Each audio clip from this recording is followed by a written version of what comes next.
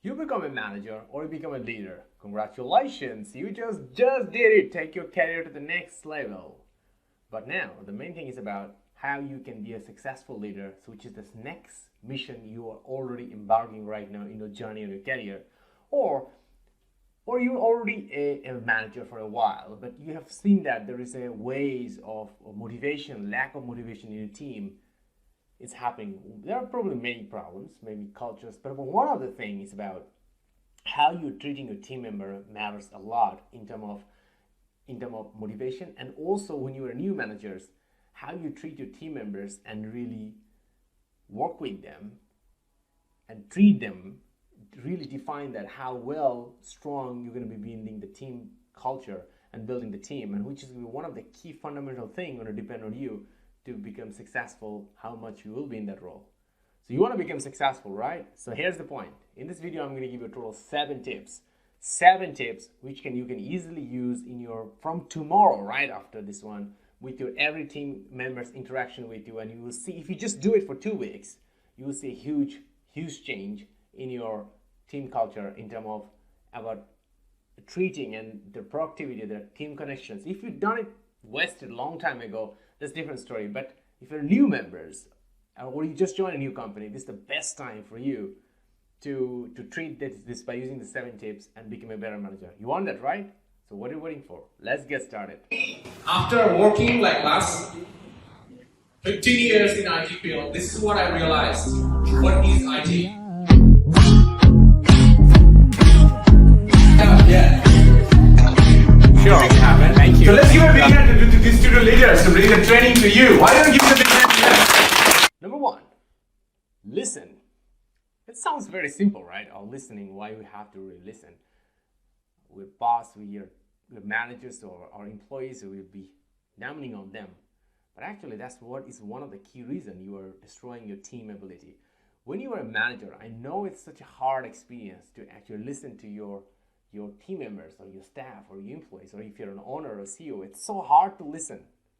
But this is that hard thing you got to do, because you need to listen it to see what is actually happening. First of all, when you listen to the staff, first of all, you let them able to express themselves. Secondly, when you listen, you have enough input to actually take the right decision as well too. So listening is a win-win between you and your staff.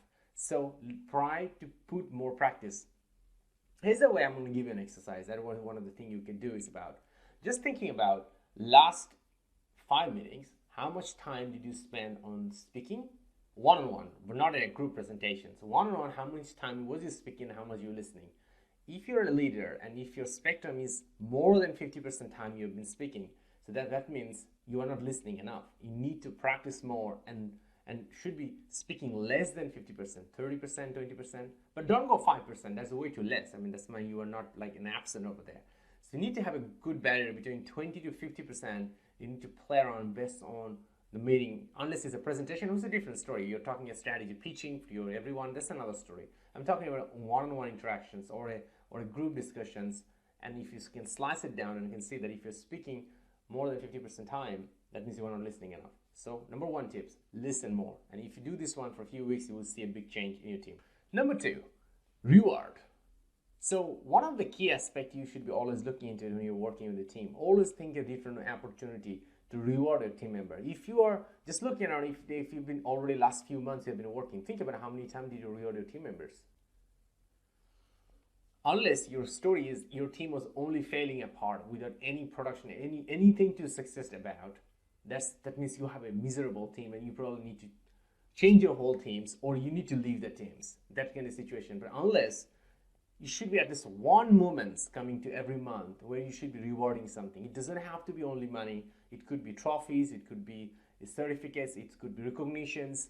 So you have to think about rewarding your team members, because when you don't reward your team members, they don't find the reason from why they have to give the best shot. So you reward, but you got to be very creative about giving reward too. You cannot give the same reward all the time. So think about different type of rewards, and that will really help your teammates to see how to accept this reward. And every time you give the reward, they will find a new flavor into it and they'll feel excited about it.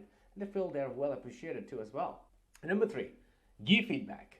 So And when it comes to giving feedbacks, not just giving feedback way like 3 months later when the project is already failed and then you're giving feedback. Give feedback on the way. Day 1, day 2, 1 week, 2 weeks, give them feedback. And when you have a new team members, this is the something I found it really work. When you have a new team members, you're onboarding a team, first 2-3 weeks, you give them continuous feedback. Be a little more micromanage them, because micromanage not to just tell them what to exactly do, but actually get this expectation really clear and give them the all handrails ready so they can actually get all the things in a good grip and they can take things forward. So here's the point, that you gotta give feedbacks in a continuous basis.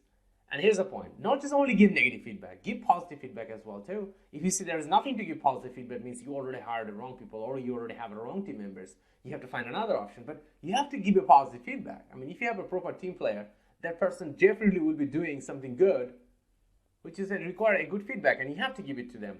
So just think about, like, you have a team of 10.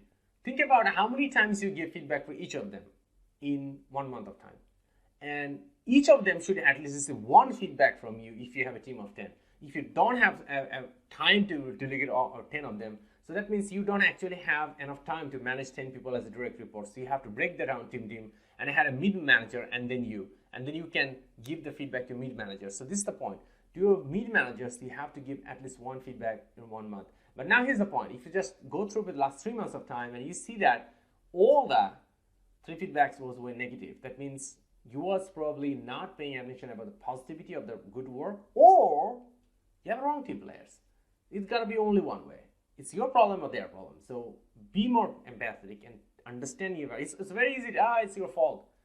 But sometimes, you know what, as a leader, the problems come from you too. So it's going to be very important to understand that where is exactly your problem in, and you can identify and solve that one too. This is the Success Booster card time.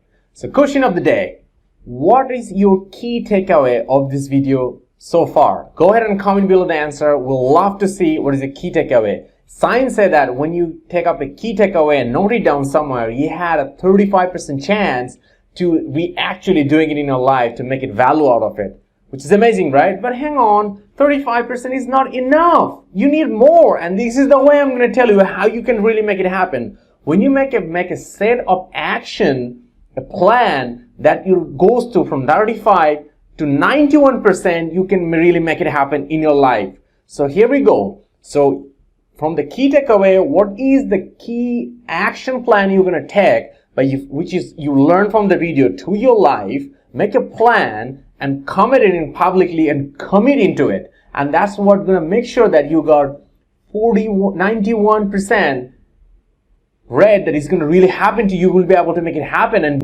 successfully achieve your goal. And here's the last possible hack. When you announce something, a plan publicly, your 91% goes to 94% to really make it happen in the real life. So go ahead and comment below your plan in the video sections. We'd love to see your plan, and we are 100% reply every comments in our channel. So we're going to see your plan, we're going to comment it, we're going to give you a feedback, and we're going to consult you to help you to make your plan to a reality. And that can go to up to 100% reality happens to your life. And that's how you get your action, key takeaway to action plan to success to your life. And you know what? We're all sitting down here to help you and celebrate your success with you. So what are you waiting for? Let's go back to the video, finish it, and we're looking forward to see your action plan. And let's make it happen to your life, because you can do that, right? All the best. Don't forget to make your plan, okay? Don't forget to make your plan. See you soon. Number 4. Delegate. When you are a manager, it's always like, oh, I'm going to micromanage everything. I'm going to review everything. I want every outcomes. No, you don't have to do that. First 1-2 times you can see that one to make sure that the quality is good. But then you have to delegate to your team members. When you start delegating your team members, that will create a trust. The team member will see that you trust them, and they're gonna trust you back. Trust is always a both way. You don't trust your team. You cannot expect your team member will trust you. So you need to trust your team, and they will trust you back. It's a two-way way. So delegation is one of the great way to building the trust. And there's a lot of managers struggle a lot when it comes to delegation, and they like to micromanage. I have people like even 55 years old, really experienced manager was telling the staff that, oh, any email you send it out, you gotta CC me. You gotta CC me. That's what's the big problem. Like, you don't have to CC every email getting out from the departments. You can only loop them in which just makes sense. And you should be hiring someone who already understands which makes sense. Like if you are a CEO and you are very close to with the business development team and all the business manager sending out hundreds of emails, you don't need to be CC'd on all of them. But which one you need to be CC'd? Let's say about they're sending out a proposal already to a particular client. Then they can CC you. So that's something you should be discussing with them and get a proper contracting ready with your teammates where you should get involved, where you should not. And that the delegation process needs to happen as well too. Because if you don't even learn how to delegate, it's also showing a big weakness in your leadership as well too. Number 5, tell why. You gotta understand that people who work in your teammates, they are not a robot. So you can just write a comments, like an example in the mouse, you press the mouse and it works, right? They are human beings. They are not mouse in your team. So they got to understand why they need to do. Because when they don't understand why, that's what creates the dysfunction level of the team. Because they create the lack of motivation. So that's the why you got to tell them again and again why do you want them to do this one. And here's the point. I know I'm very busy. I'm very tired. There's a lot of things going to go. Yes, exactly. I know what does that mean. But here's the point. Still of the day, you are the manager. You are the leader. You have to take the things as a leader. If you cannot do these things, perform, that means you are not ready to be a leader. You need to train more to be a leader. You can lead the leadership role and take other kind of role. There's a lot of roles in different industries which is solo, like an architect or consultant, solo consultant. You can take this kind of role and do your excellent thing by yourself. But here's the point. When you're taking a manager role, you have to tell the team member why and make them buy into it. And same, when they're, and all the same, when they're bringing any particular idea solution, you ask them why back. And then you and let them buy you into that one. So it should be a two-way buying and selling of idea to getting things done forward. Number 6, learn to appreciate good work. So when there is a good work, you should be giving a true appreciation. Here's the point. When it's time to giving appreciation, a lot of managers don't give a feedback genuinely. They say, oh, it's a good work. Oh, it's nice. Well done. I mean, look at that. I mean, by hearing that voice, you can already imagine that. That feedback is not a true feedback. It's just a feedback, appreciation for work. Don't be that person. I mean, that's the way you actually, first of all, really disrespecting your own pleasure that your team has done something amazing and you're saying a faking appreciation, or at the same time you're creating a confusion that are you really happy or not? Your team doesn't really know through your appreciation. So appreciation is actually not a productive one, but actually counterproductive because you're actually making your team confused. So give appreciation with genuinely from heart. You gotta give a genuinely from heart appreciation. When you give any appreciation, it should come from your heart. If you think they deserve appreciation, don't do it. Tell them where they need to improve so they can deserve your appreciation. But here's the point.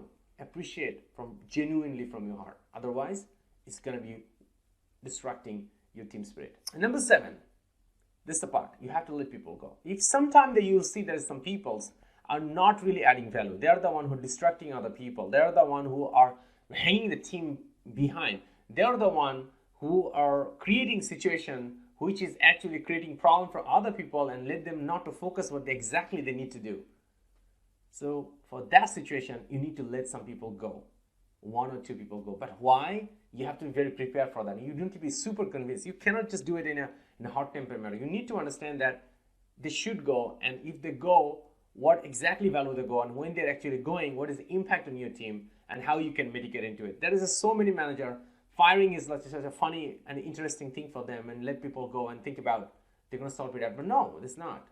When you are hiring people, it's a cost. And when you're firing some people, you're losing a lot of intellectual property and knowledge, expertise, training, a lot of things gone. And then you have to wait to bring the other people in. So this is the worst part. The thing is that the one who is creating toxicity in the team rather than only just performance, the one who is creating toxicity, that's the one I like to fire first. The performance, we can manage that person. We can train that person. We can show that person. But the one who creates toxicity, yes, you can let them go. So here's the point. You all wanted to improve your teamwork, right? And one of the reasons, and to improve your teamwork, that you want to learn, want to see, and how to practice to team to treat better. And here's my 7 tips for you. If you have any questions or if you have any problems in terms of teamwork or any confusions of any of the point, go ahead and comment below. Like I always mention, if you put a comment there, definitely myself and somebody in our team can answer it, because we give 100% respond to every question and request into our channel. So go ahead, you got the 7 tips. Start practicing from tomorrow and become an outstanding team player, leader. All the best.